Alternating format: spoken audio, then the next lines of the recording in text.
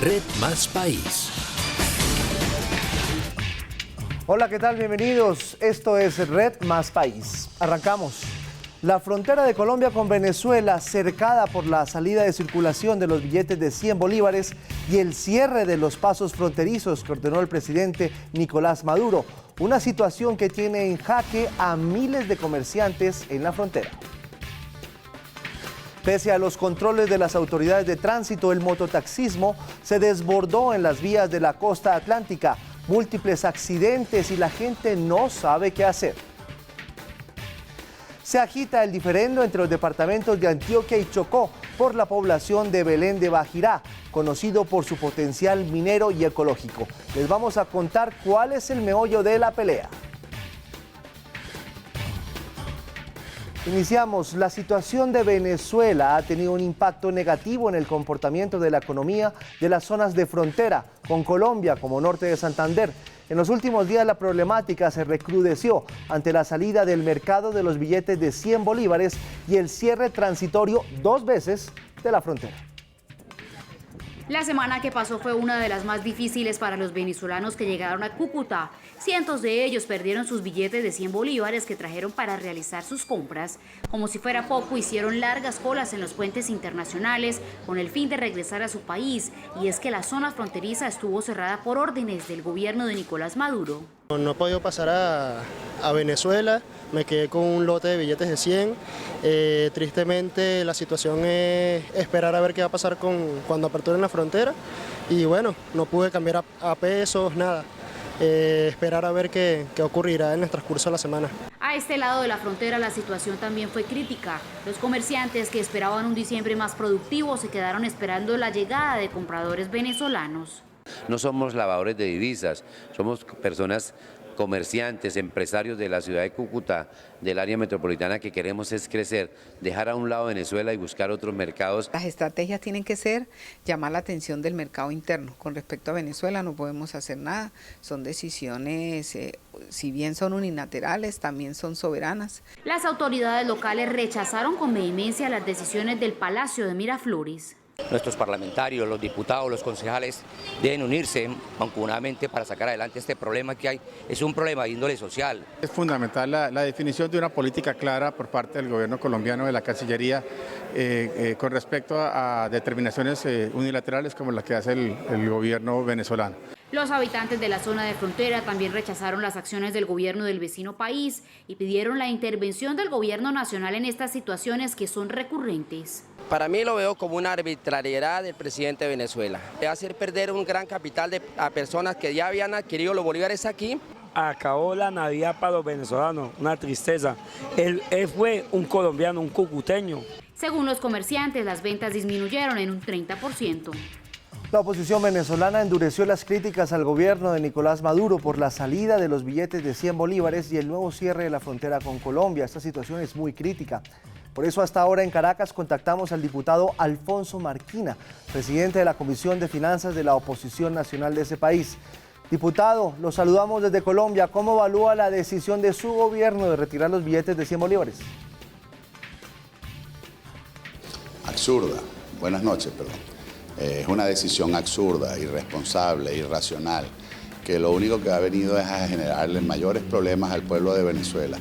Como si ya no teníamos suficientes problemas haciendo colas para poder adquirir los alimentos o para buscar las medicinas. Ahora los venezolanos que hace 15 días hacían colas para buscar el efectivo, ya que por las malas políticas económicas de este gobierno, también la plataforma de internet, la plataforma cibernética, ha limitado el ejercicio o la utilización de las tarjetas de débito, tarjetas de crédito. Por eso los venezolanos en miles, en millones sacaban dinero en efectivo para tratar de adquirir sus bienes y servicios. Bueno, ahora tenemos que hacer colas para depositarlos. En todo caso, a mi juicio, lo que está haciendo el gobierno nacional, por supuesto, es distrayendo a los venezolanos de sus verdaderos problemas, que no son otros que la inflación, que la escasez. Pero además, con mucha preocupación veo que este es el mismo esquema que utilizó el Che Guevara en Cuba en el año 1961. Así que mi angustia en este momento es que la intención del gobierno no sea la implementación de una especie de corralito ya no solo para tratar de seguir pisoteando la dignidad del pueblo de Venezuela con el hambre, porque no consiguen los alimentos, o con la salud, porque no consiguen las medicinas, sino también porque limitaría la posibilidad de que los venezolanos dispongamos del producto de nuestro trabajo, del producto de nuestro esfuerzo, que no es otra cosa que los bolívares con los que se cancelan nuestros salarios. Diputado, el presidente Maduro ha hablado de una conspiración desde Colombia. Bueno, siempre lo dice, y también de Estados Unidos. Dígame, ¿cuál es la verdadera situación de lo que está pasando con el bolívar? Bueno, el bolívar fuerte hace tiempo que desapareció. Si tú recuerdas, en el año 2008, cuando se implementó el bolívar fuerte, las propias cuñas del gobierno nacional te decían que con un billete de 100 tú podías adquirir 53 litros de leche, porque el litro de leche te costaba 1 bolívar con 86 centavos. 8 años después de esa cuña, el mismo billete de 100 no te alcanza para 1 litro de leche. Por el contrario, tú necesitas 18 billetes de 100 para poder comprar 1 solo litro de leche. Así que la verdad es que el bolívar fuerte fue liquidado por la inflación que hoy golpea al pueblo de Venezuela, que es la más alta del mundo y que es originada por la incapacidad, por la ineficiencia y por la corrupción de este gobierno. De un gobierno que mantiene la expansión del gasto público, pero la mantiene a través del financiamiento monetario, es decir, con la emisión de dinero inorgánico que, como todos debemos recordar, hace 4 años, cuando llegó Maduro, la liquidez monetaria en Venezuela era de 444 millardos de bolívares. Hoy estamos hablando de 9 billones, billones con B de bandidos, 9 billones de bolívares la liquidez monetaria. Así que la inflación, la escasez, ahora esta crisis financiera y la crisis cibernética, como decía el señor Maduro, tiene un solo responsable, Nicolás Maduro y la banda de delincuentes que hoy dirigen a Venezuela. Diputado, ¿y qué va a pasar con ese remanente de billetes que queden en poder de las personas una vez concluya el lapso de tiempo que dio el gobierno para cambiarlos? Mira, lo que más me preocupa es que esa tesis de la conspiración internacional, todos sabemos que es una gran mentira. Y es una mentira para tratar de justificar el fracaso del gobierno de Nicolás Maduro. Las verdaderas víctimas de esta medida tomada por Nicolás Maduro son los venezolanos. Si ese dinero estuviera en Cúcuta, no estarían los bancos venezolanos abarrotados, como han estado en los últimos 3 días, de millones de venezolanos tratando de cambiar pequeñas cantidades de bolívares que tenían para hacerle frente a sus gastos cotidianos. Me angustia saber que en la zona rural todavía hay muchísimos venezolanos que incluso no están bancarizados, que no tienen cuentas de ahorro, no tienen cuentas corrientes, que no utilizan tarjetas de crédito ni tarjetas de débito y que su salario lo cobran semanalmente en bolívares, en papel moneda, es decir, de manera líquida. ¿Qué va a pasar con esos venezolanos? Esa es mi gran angustia. Mi gran angustia es que ahora se le dificulta en este momento todas las operaciones a los venezolanos. Porque si tú, por ejemplo, tienes un carro y vas a salir en tu carro, tienes que echar gasolina. En Venezuela las dispensadoras de gasolina no se operan con tarjetas de débito ni tarjetas de crédito, tienes que pagarla en efectivo. Es decir, el señor Maduro pareciera que le importa poco el daño que le está haciendo al pueblo de Venezuela con estas absurdas e irresponsables medidas que está adoptando. No, y no solamente a Venezuela, también a Colombia. Diputado Alfonso Marquina, muchas gracias por estar en Red Más País. Gracias a ti. Cambiamos de tema. Se agudiza la polémica entre Antioquia y Chocó por el diferendo limítrofe en Belén de Bajirá. Ambos departamentos reclaman para sí este territorio de unos 2.000 kilómetros cuadrados. En la zona de Urabá, en el límite entre Chocó y Antioquia, hay un territorio llamado Belén de Bajirá, con unos 16.000 habitantes, rico en oro, níquel, cobre, petróleo y palma de aceite. Donde se oye esto, pero también esto.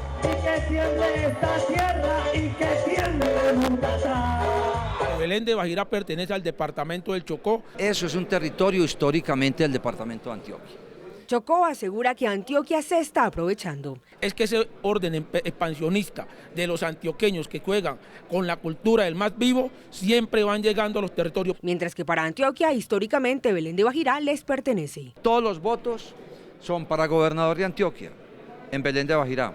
Todos los votos son para Asamblea de Antioquia. Este territorio en Chocó tiene categoría de municipio y en Antioquia de corregimiento. El conflicto limítrofe, que ya completa 16 años, fue devuelto a Agustín Codazzi y piden una consulta previa en la región.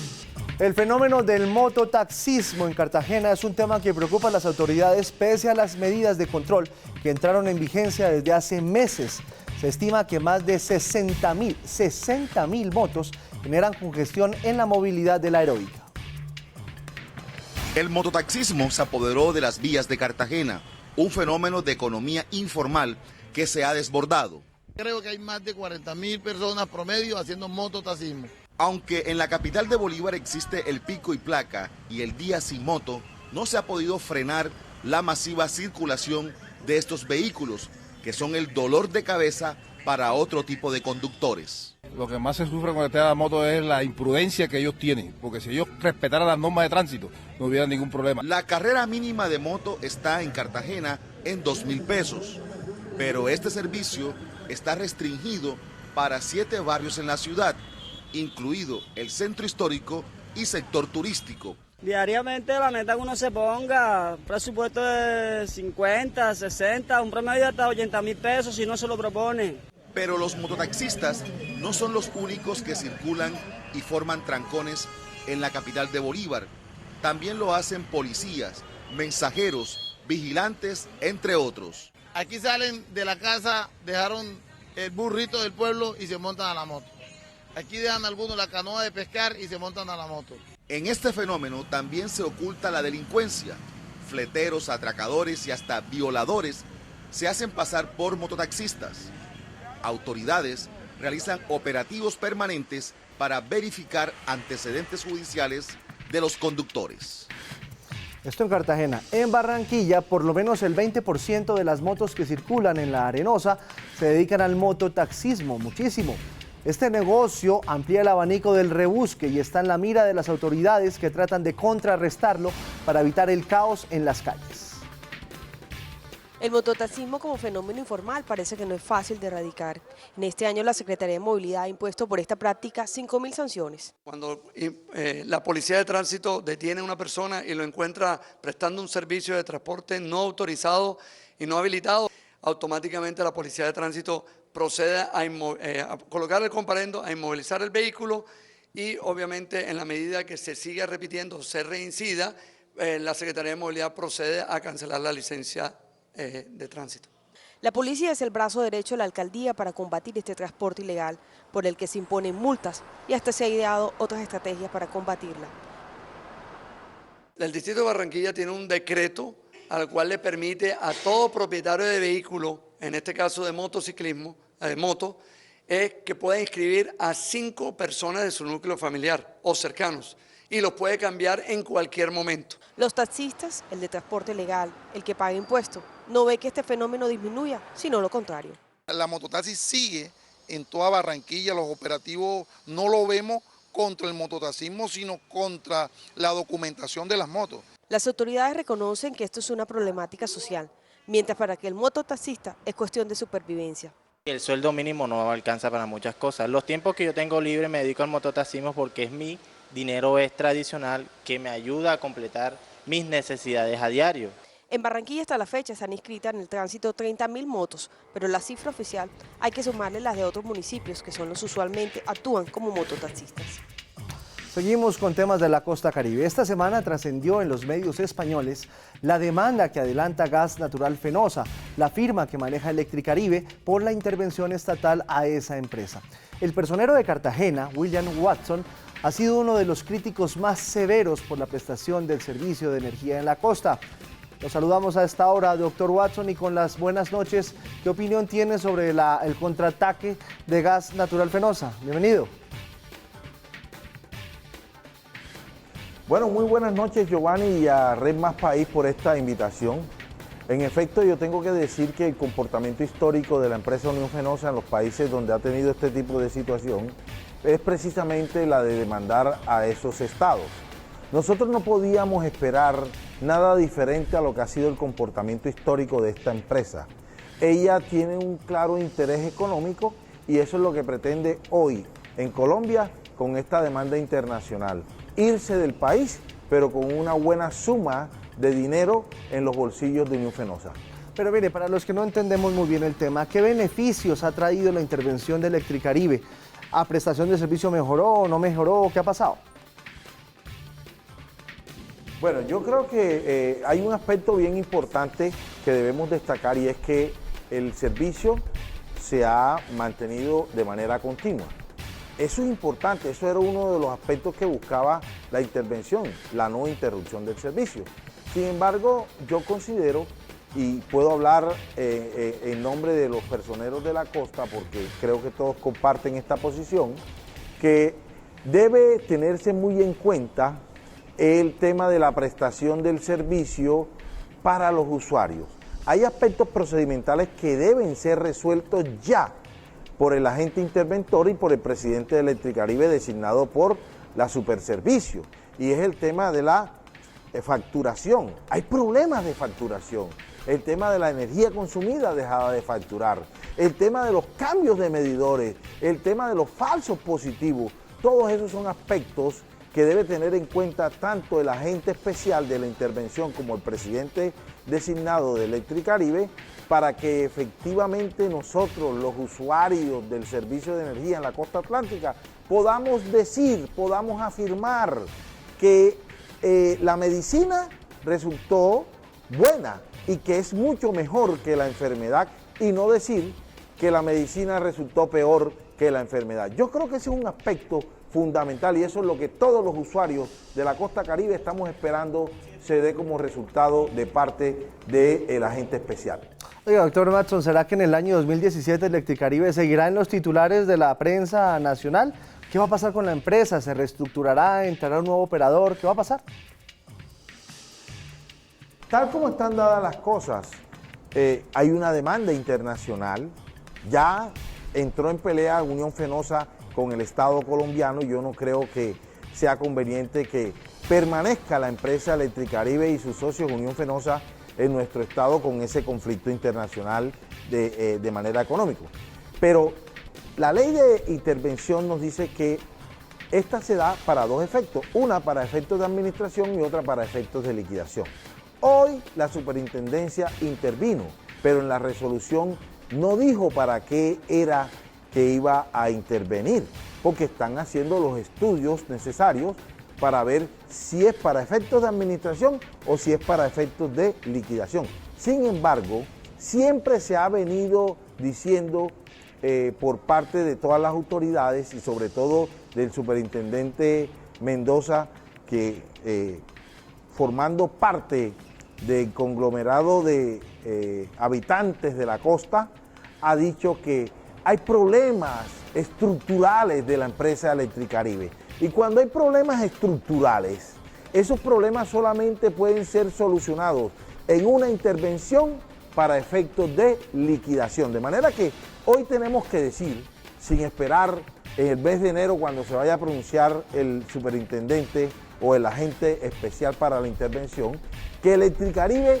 va a ser liquidada y que hay un interés no solamente de la clase dirigente de la costa atlántica, sino de todo el pueblo costeño, de que venga un nuevo operador de la energía que nos preste un servicio eficiente, continuo y con calidad, pero ante todo que no vulnere los derechos de los usuarios como lo ha venido haciendo presuntamente Electricaribe. Pues ojalá, doctor William Matson, gracias por atendernos en Red Más País y ojalá tengamos buenas noticias. Red Más País. Los expertos siempre han dicho que Barranquilla le dio la espalda al río Magdalena y los últimos gobernantes le han dado la razón al construir un malecón y promover los paseos en la zona donde termina el río más importante del país. Barranquilla clara y leal, con su ancha orilla de cristal. Así dice el himno de la ciudad que por años creció de espalda al río Magdalena, llenando esa orilla de fábrica y taller. Hoy en un nuevo despertar volvió a verse cara a cara con el río, con una avenida que es un atractivo turístico. Pues al respecto me parece que es algo positivo, porque le estamos dando la oportunidad a que este se vuelva un espacio más cultural, donde las personas tengan más conexión con la naturaleza. Muy espectacular, me parece muy bonito. Ya me he tomado un poco de fotos, ¿oíste? La administración de Elsa Noguera arrancó el proyecto con recursos de valorización y el alcalde Char continuó el legado con la construcción de un malecón. Son 5 kilómetros de avenida, de parque, de ciclovía, de espacios lúdicos frente al río Magdalena, entre la loma, la isla donde se está construyendo la alcaldía y el desarrollo inmobiliario. La proyección hacia el río ha incluido el desarrollo urbanístico y grandes obras por casi $1 billón. Que se van a hacer ahí centros comerciales, residencias, apartamentos, y empiezan también con ese desarrollo inmobiliario que se está haciendo en Puerta de Oro, en nuestro centro de eventos. La otrora Barranca de San Nicolás, con el Magdalena detrás, de ahora en adelante permite que las viejas y nuevas generaciones disfruten del río que viene a morir en el Caribe. Un bonito lugar. El departamento de Boyacá le dio la bienvenida a la Navidad con un gran alumbrado ecológico. La invitación es para que los turistas descubran los diferentes planes que hay en la tierra de nuestro Nairo Quintana. Por esta época podrán disfrutar desde el aguinaldo boyacense, un gran pesebre de Navidad y muchas atracciones más.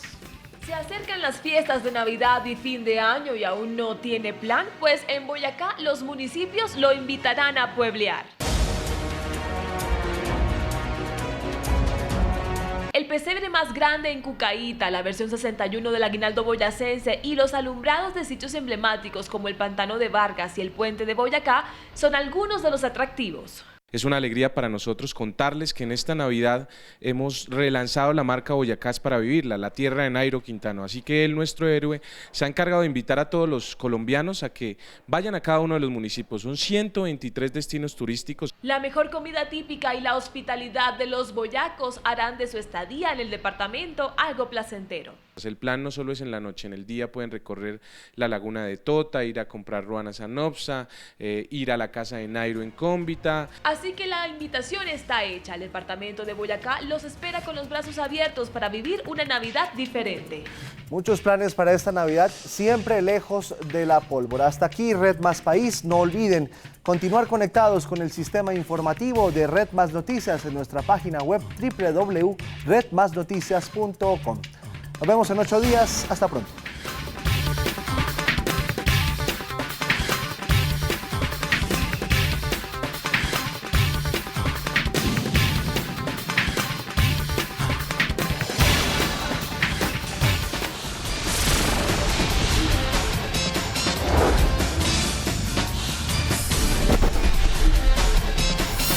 Red Más País.